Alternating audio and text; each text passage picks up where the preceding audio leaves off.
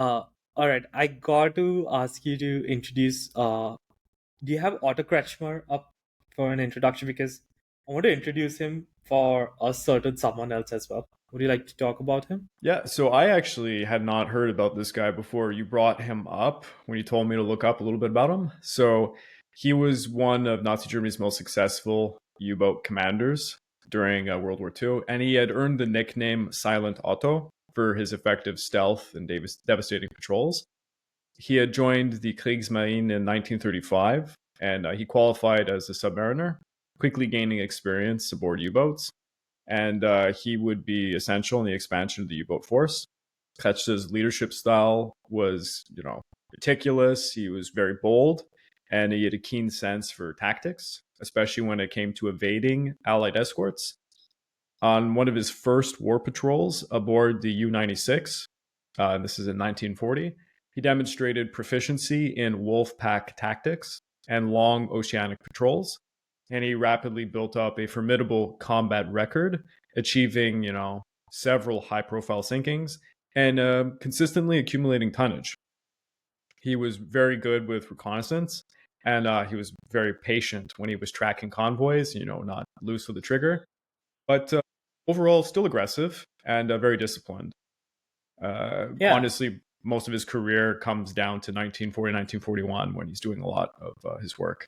yeah. Before he gets captured, but he sunk 273,000 tons worth of ship. It's the verified record. I don't think anyone stopped that. That's insane. Yeah. The reason I brought him up is in late 1940, like many heroes from the Luftwaffe, the army, the Kriegsmarine's own what do you call heroes, which were in this case the U-boat commanders, were sent to meet Hitler, Goring, get an Iron Cross, Knight's Cross, the diamond leaves and oak leaves to their medals, right? Otto Kretchmer was actually sent to meet Hitler. And I also have to point this out. Most of the submarine crews despised Hitler. Of course. No, actually, except Gunther Preen, because he was actually a party guy. Most of them, I think, also just came down to their personalities. Because Hitler did not like smoking, so you can't smoke in the presence of the Fuhrer.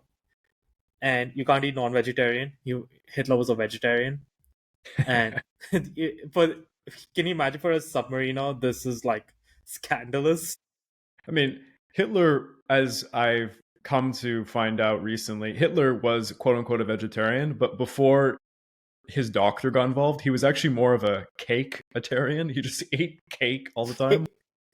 uh, you talk about that famous doctor who gave him like bull semen, rat poison, and meth Yeah. and Well, coke.